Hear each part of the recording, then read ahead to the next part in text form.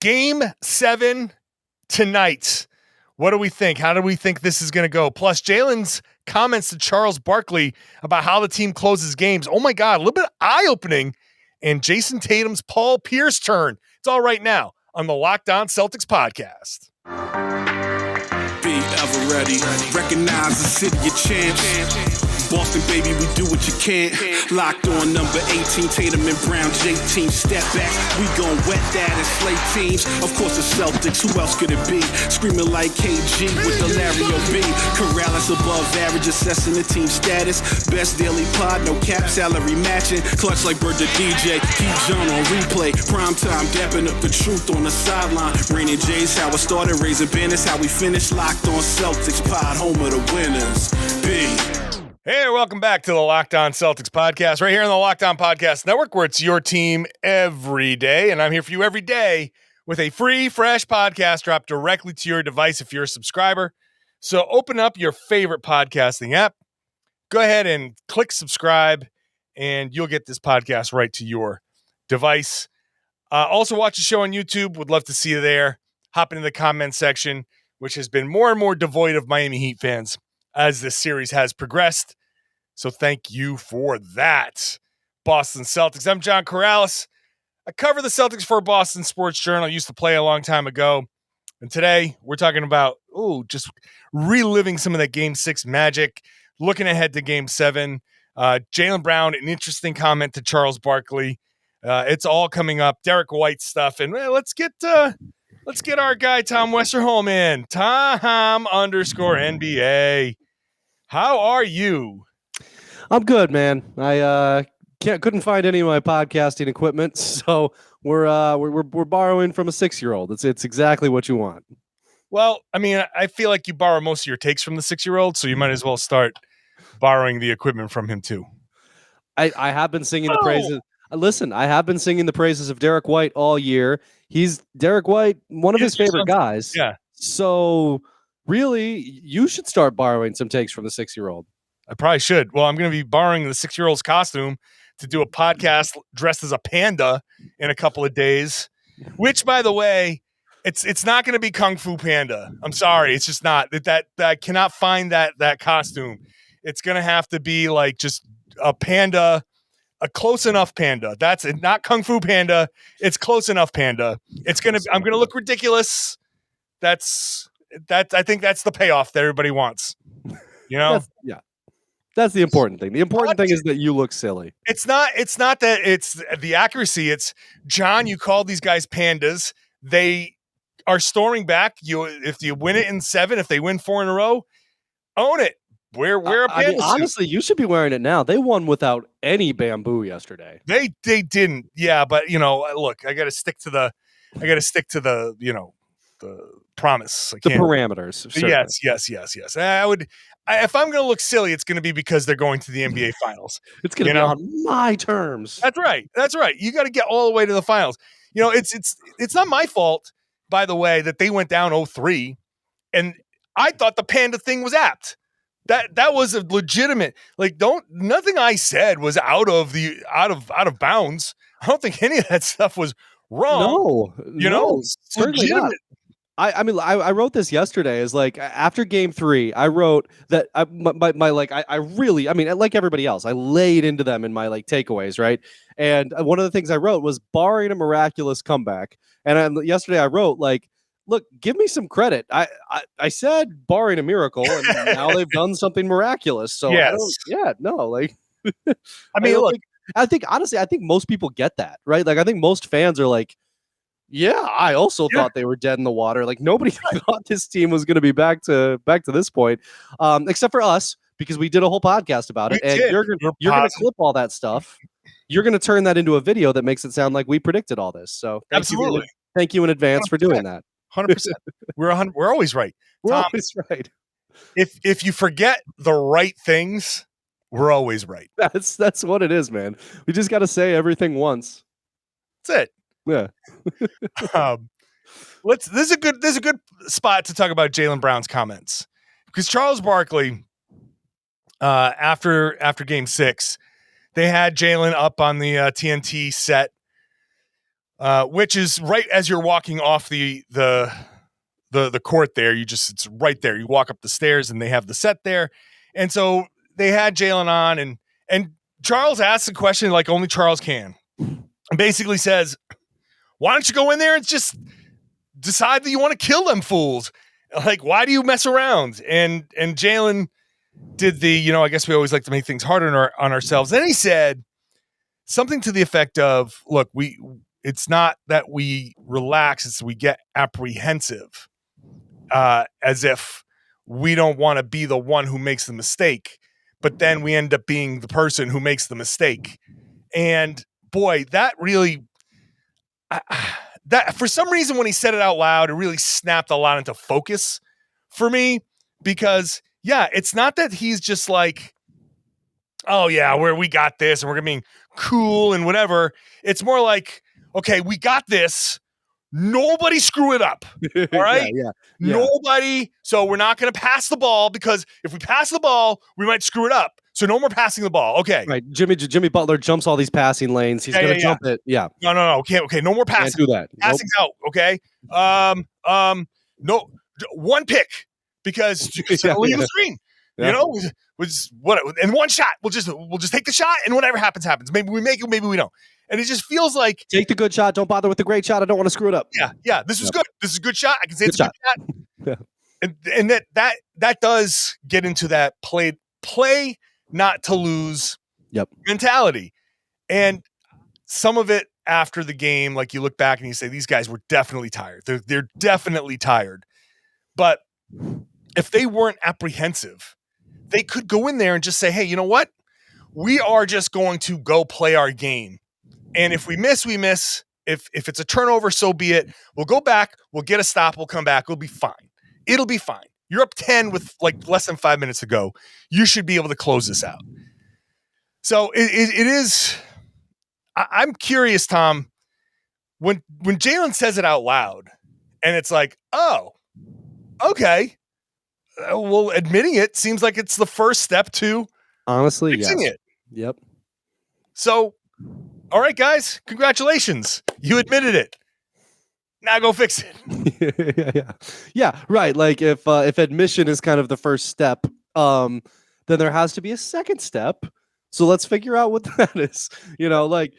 But yeah, absolutely. I mean, it does line up with what we see, because I don't think there's a single person out there who thinks that these guys don't, that there's like a lack of desire. Like, if you're honest with yourself, I mean, there's people out there who probably think that, but like, if you're honest with yourself, if you're rational, nobody thinks that they don't want it. Nobody thinks that like they're trying to make these mistakes. It's just, I honestly think that one of the things we're seeing is a young team.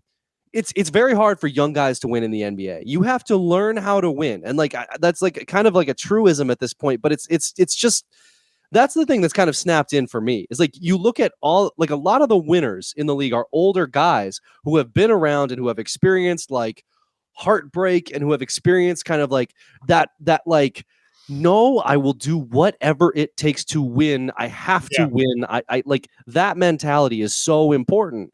And the Celtics are getting there, but they're still pretty young, I mean, like, I know that's crazy to say because they've been around forever, but like, these guys are still pretty young. Like, there's a lot to learn in the NBA. And like, I think that's one of the reasons why we see them lose a couple of games and then have to win one and then pick up the win, right? Because like, they actually, when their backs are against the wall, they actually experience that feeling. And I think as you get older, you can almost manufacture that feeling for yourself. Like, you look at Draymond, it's like Draymond can manufacture that back against the wall feeling on any given January night, right? Or like in practice when he's punching Jordan Poole for some reason. Like, it's probably, it's some like to be able to manufacture that feeling on command is hard. And I think it's something you got to learn. That's kind of my takeaway from it, is that the Celtics are still kind of learning how to do that thing. It's like back in the single days, you go up to if you're apprehensive about going up to a girl at the bar, and it's like, you're afraid of the rejection, you're afraid of the hi, how you doing, and you almost like, it's a self-fulfilling prophecy. You go up there acting like a moron, and they're like, God, this guy's a moron. I don't want anything to do with him. This guy doesn't have any confidence. Like, I don't like this doesn't sound like a fun evening for me. No, thank you.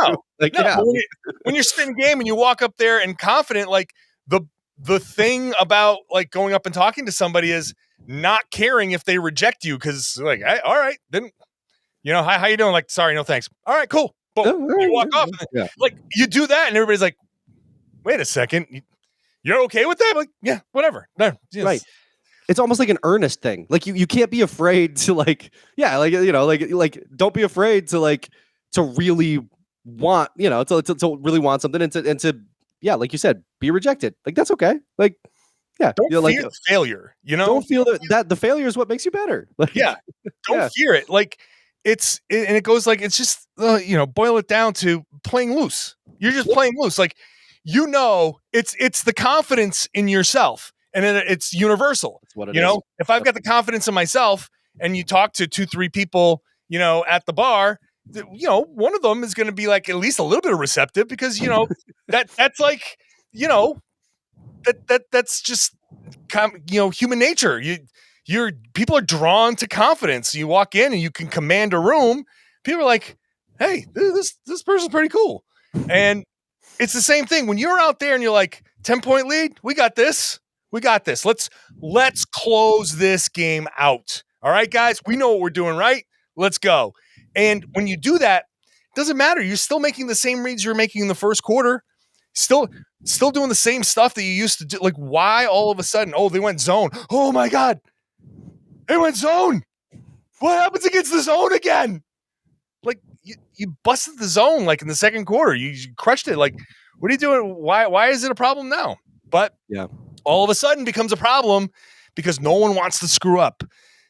These guys, like, you're down 3-0.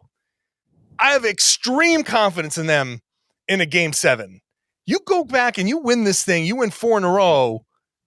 You should have the confidence to be like, oh man, we can do anything. We can do anything.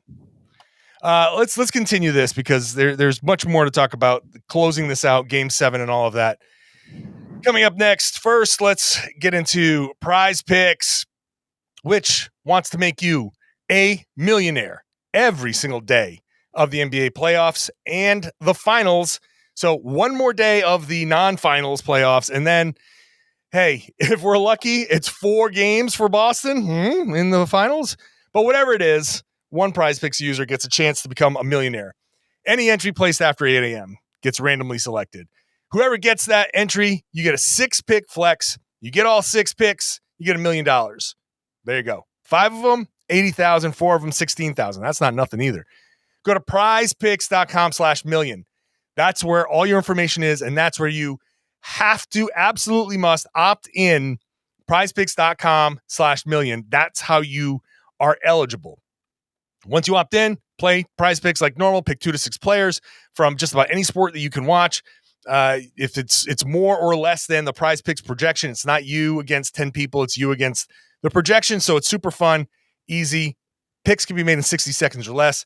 Your withdrawal safe and fast. Currently operational in 30 states, over 30 states and Canada. Go to prizepicks.com, sign up. You get a 100% instant deposit match with the promo code Locked On. So use the promo code Locked On. Anything you deposit up to $100, they will double it. So promo code Locked On at prizepicks.com or on the PrizePicks app. Sign up for an instant deposit match of up to $100, and you can become Monday night at the Garden. I will be there, post-game podcast, as soon as I possibly can after the game, hopefully talking about a Game 7 win and a trip to the NBA Finals. You don't have to listen to the TNT broadcast. You can just pop onto the SiriusXM app, the SXM app, SiriusXM radio. Listen to Grandy and Max. They've got you covered. Match up their audio with the video on the TV, and you are golden.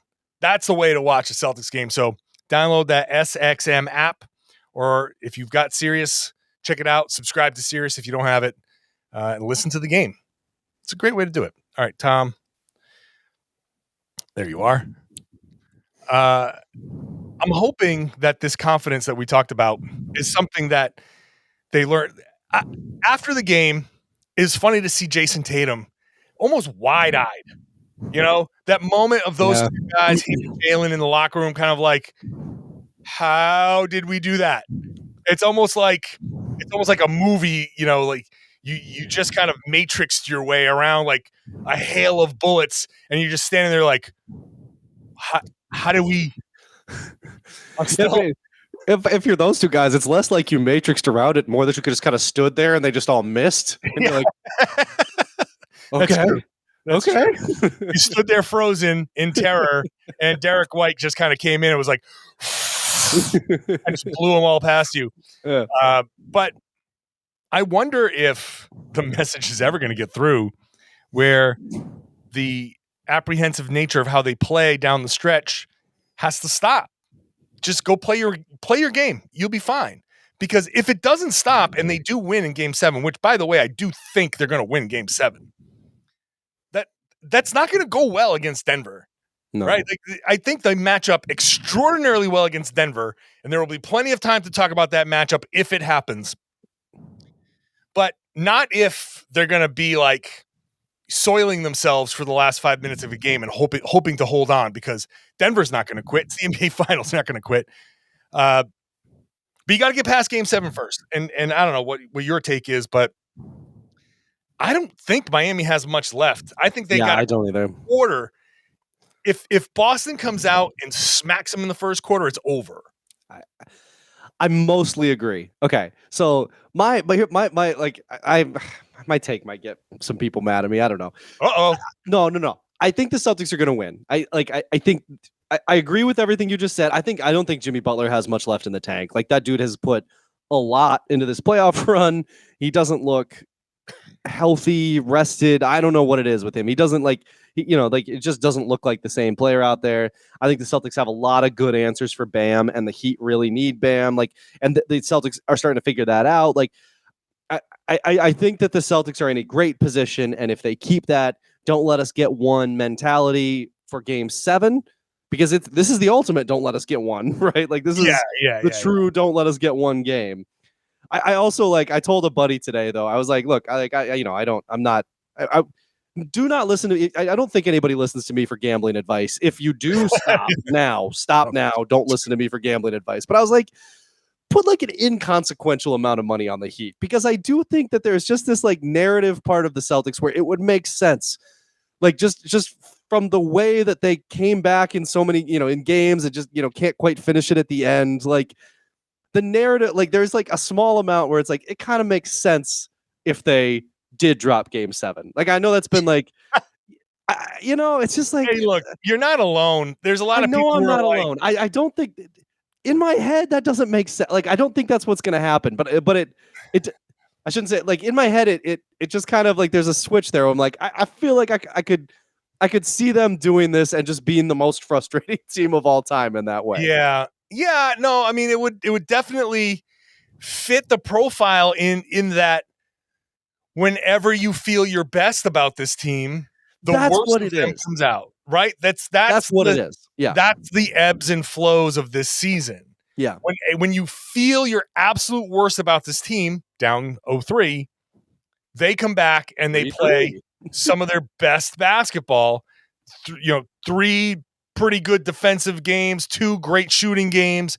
The third game, you figure out a way to win where you can't hit a damn thing, and you win at the buzzer, an epic, historic. You're like, oh man, now here we are. We all feel good about them.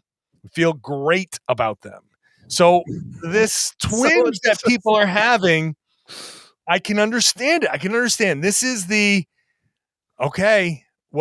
it's almost like you've been conditioned, like you've been trained like a dog, this Pavlovian response. Yep. It's like, I feel like they're going to win big, but there's like this pit in my stomach that's like, hey, remember that game where they sucked when you thought they were going to win by 30? You're like, that's I get it. However, and can I just to head off anity getting really mad at me? I do think that, like, I think that, like, everything that I think the Celtics are the better team. RHOLM. Okay, yeah. Sorry. I just think I do think that everything points to the Celtics winning. Everything logical points to the Celtics winning. I think they are the better team. They have figured it out. I think they were capable of sweeping this Heat team anyway. So sweeping them when you're down 3-0, sure. Honestly, that doesn't what people are, oh, I can't see a team beating the Heat 4 times in a row. I absolutely can. Right. The Celtics team they're a better team.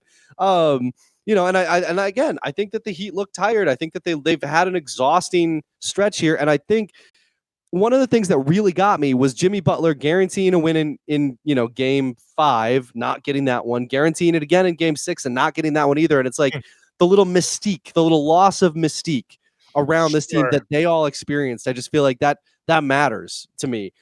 So I do think that, I do think that the Celtics are going to win, but it's like I said, an inconsequential amount that you don't care about losing. That's the amount that it's when all the odds are in the Celtics' favor now, it's I don't know, I think the one thing we have to understand, though, is I understand that feeling, but it is still an elimination game. Yeah, that's true. And that's true. That's still there's still no room for error. While we can sit there and be like, okay, they're going to feel great about themselves. This is when they screw up. I think they still understand, we are one win away from the finals. Yes. And one loss away from being oh my God, we could have played the Nuggets in the finals, and we're really good against the Denver Nuggets. They have this tendency to beat the Nuggets on the road, at home. They just play well against Denver. Obviously, don't look past them. Right. But they have to know, this. And I appreciate the guys kind of referencing the fans, and not in a condescending or way or just some platitude. I think there might actually be some feeling of we kind of owe the Celtics fans a couple of big wins at home because we kind of botched the first few. Yeah. It hasn't been great on the parquet floor. We get that. We acknowledge that. Hand up. It's us. We screwed it up. We want to come home. We kind of give you a make good. And a game 7 at home, I think that they get it. I think they get that. And so that's the biggest difference. I also think the home crowd, when Jaylen Brown called out the home crowd, he wasn't, remember it was last series, that wasn't out of nowhere. The crowds at home were surprisingly kind of it was almost like they were kind of bored with okay, let's get to the real good part. Yeah, yeah. I feel like everyone involved kind of knows what this is now. Yeah. It's game 7. It's Jimmy Butler. We have an opportunity. I think the fans, I think the players, I think everybody understands what's at stake. I think the building is going to be crazy. I think the team is going to feed off of it. And I think they're going to win. I think they're going to win easy. I don't think Miami has much left in the tank. They don't look like it. They don't look like it. They're going to come out strong because when you're exhausted, that first quarter of that next game, that's everything you got. And you got to hope that you can ride that momentum the rest of the way. So if Miami comes out, throws a punch, goes up 30-20 in the first quarter, now you got yourself a game because they're going to just keep riding that momentum, that confidence.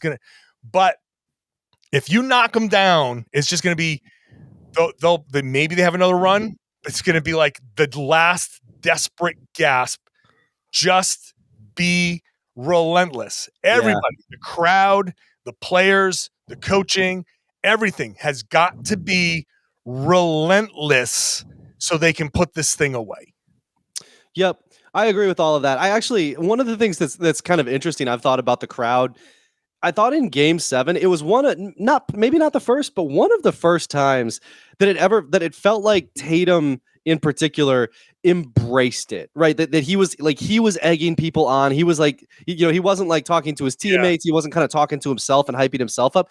He was kind of plugging into that energy that you sometimes, you used to see Isaiah Thomas do that all the time, just plug into that Garden energy and just ride it. And I thought that was kind of cool to see. And then after that game 7 against the Sixers, where, Tatum has done that and he's had this huge game and it's just this monstrous moment. He gives this really man, I love playing here. I love these fans. I love it. It was like Tatum doesn't give that out freely. No, he does not. That's a big moment. That's a big moment for him, for the fans, for the relationship between him and the fans. I thought that was a really consequential kind of moment and something that I think, carries forward, right?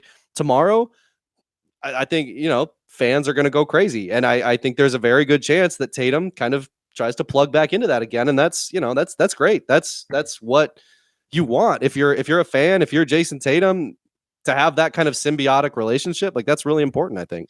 Well, we weren't planning on talking about this, but let's dive into it, because this I feel like this playoffs have been a little bit of a turn for Tatum in that direction. I agree.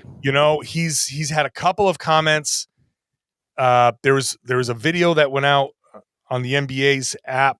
And I don't know how new it was, but he's talking about Deuce and everything and how much he loves the city of Boston because they kind of took him in and kind of watched him grow up. And this has been the most special 6 years of his life or something like that. And that's I just always view Tatum as so business-like. Yeah. He is polished in a way that has been just, it's kind of, he's been groomed for this moment. He's been groomed to be an NBA star. He's been groomed to deal with the media, and he has a certain, attitude with most of the media every day. I think a lot of players just kind of see us as a little bit of a nuisance. Oh, I gotta go talk to these guys again. And, I get it. Who the hell am I? There in no other world and no other aspect of their lives do I exist. Never, there's no reason to talk for Jaylen Brown or Jayson Tatum or Marcus Smart to talk to me anywhere else except here. And I'm around all the damn time. Right. So they're all right. What does he got to say? What do you want to know now? So I get that there's a little bit of that, but there's been a turn. Tatum, I think, in this playoffs has just been I don't know, a little bit more open. Yeah. Maybe even slightly reflective. Yeah. And it's just been kind of fun to watch because he's giving better answers. Yes, he's being much more kind of forthcoming with everything. And I think in the aftermath of the Derek White buzzer beater, he was really oh my God, can you guys he was almost giddy, did you guys see that? I want to talk about this with anybody. You guys, I'll talk about it with you guys. Even you guys. Yeah, even you. Because that was nuts. Yeah. Yeah, man. I think it's been cool to watch because, I think that Tatum is Tatum is a guy who really values just things that he can rely on, sort of I think you have to build a certain amount of trust with Tatum, right? And you look at his connection to St. Louis, his connection to his hometown and his hometown people, to Bradley Beal, to his family, to there's even people who he went to high school with, just if you're Jayson Tatum, your whole life you've been or at least a huge chunk of your life, you've been special. You've been kind of like you said, groomed for this moment. You've been you've had to kind of have your guard up because there's always going to be people trying to take advantage of you. There's always going to be X, Y, and Z, whether it's on the EYBL circuit or whether it's at Duke or whether it's on, you get to the NBA. I mean, your guard is still up. And I think, somebody like Tatum, it probably takes a little bit to kind of, to almost trust, right? And now it feels like he's been in Boston for a long time and he's kind of seen okay, wow, the city really embraced my son, the city, wow, the city really embraced my family. The city is and consistently, right? Whenever I play well, the city really embraces me. And there's just kind of When the Celtics play well at TD Garden embraces me, and like that's that I feel like that has to be really important to somebody like him to see that over and over and over and over again, and kind of be like, okay, all right, Yeah, this is cool. Like I can work with this. I feel like I've been saying. Well, I said it once. This is That counts. This is kind of like his Paul Pierce turn. Mm-hmm. Like I think it feels like it. Yeah. For the first time, he's always been a Celtic, but this is the first time in these playoffs where I feel like he's embracing the franchise. He's embracing the history. Like he's becoming one of us, kind of thing. Like this is where when Paul Pierce kind of had his moment of, you know what, I've gone through and I don't want to say selfish, like because it's Jayson Tatum was selfish, but Paul Pierce was, and he admitted it. And this kind of like, you know what, it's not about me, it's about everything. And I think Tatum is kind of like taking that next step into, you know what, I love this city. I love this team. Like he said in his walk-off interview, I love this team, which flies in the face of so much that was said after game 3, but he loves. Yeah, yes, it does. I mean, really the past few games have, and hey, look, maybe going to Topgolf was like the answer. Maybe it was just, you needed like a little bit of a reminder. Maybe it's just like, I need a date night with my wife just to be like, you know what?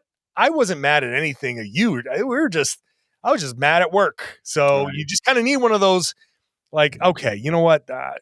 Maybe you were bickering at one another and you just needed a night out to be like, you know what? Actually, we all do love each other. And that could be as simple as that. But I just feel like since they got down 0-3, especially, Tatum has been just this kind of, you know what? I'm embracing all of it. I'm embracing Boston. I'm embracing Celtics culture, Celtics basketball, and the city and all of that stuff. It's been the team. Everybody's just been kind of rallying around each other. It's been kind of fun. We've talked offline, and I've said that this hasn't exactly been fun for me to cover. This hasn't been fun. And now all of a sudden it's like, I can feel the fun coming from the locker room. Yeah. And when you can feel that, yeah, that's when it becomes fun for me too. So I can be like, yeah, this is a fun group. Like I'm enjoying being around it because I haven't enjoyed it. It's just been up and down and so pressure packed and all of that stuff. Now I think they're finally enjoying themselves. It's kind of refreshing, right? Because you think back to 2018, that was a fun run, right? Like 2017-18, that was really fun.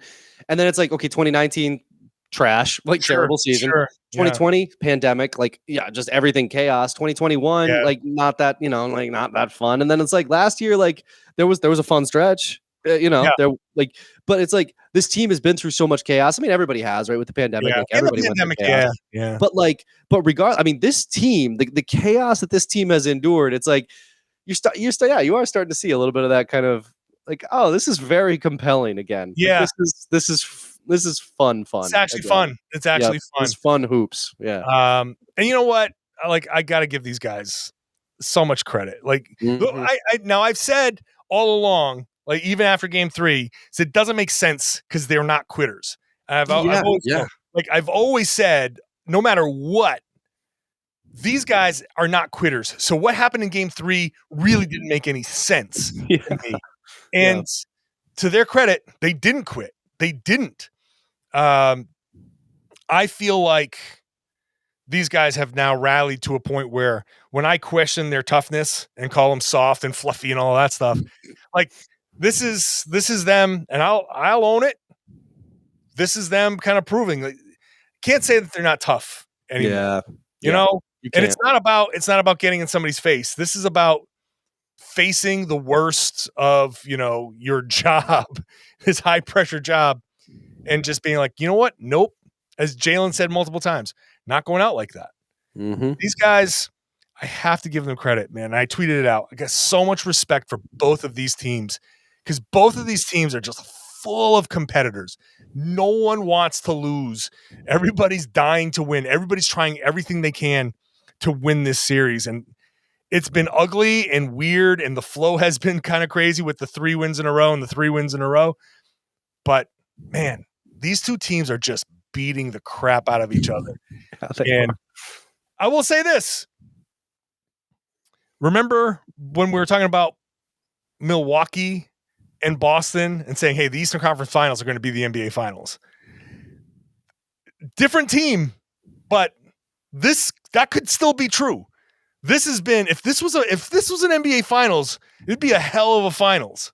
Like, if this happened in the next round, like, it's like a Rocky movie. It really is. It is. I don't know. I don't know, man. Regardless, I have a ton of respect for these guys. They've earned a ton of respect. And I just want to say it before Game 7. So in case anything goes completely haywire in Game 7, at least this is out there that I do actually, respect these guys and respect their effort and their toughness. No, totally. We co-sign all of that. All right. Well, that'll do it. Game 7 tonight. Wow. Jeez. Who would have thought? Not me. Not me. Not me. In a weird way, when I said I felt like the Celtics can sweep, like, I was so wrong, but it flipped all the way around to me being right, because you win 4 in a row. That's good enough to sweep. You just have to, make me freaking wear a panda suit out of it. That's all they ever wanted. That's all they ever wanted. Like, we can sweep this, but let's make John look like an a-hole for a podcast. Just because I don't like his questions. So watch this. All right, Tom. Appreciate you hopping on. All right, man. Appreciate you. Check out the game. Check out the audio version of the game on the SiriusXM app. Go to download that. Subscribe to Sirius. It's on the SXM app. Search for Celtics, and you can get Grandy and Max at 8:30 there. I would love it if you're subscribing to this podcast. Appreciate you listening. If you're a first-time listener, please subscribe. If you're an everydayer, would love to have you share the podcast, share the YouTube version as well. Have everybody hop into the comments, but share the podcast. Tell everybody they should be listening to and watching the Locked On Celtics podcast right here on the Locked On Podcast Network. Your team every day.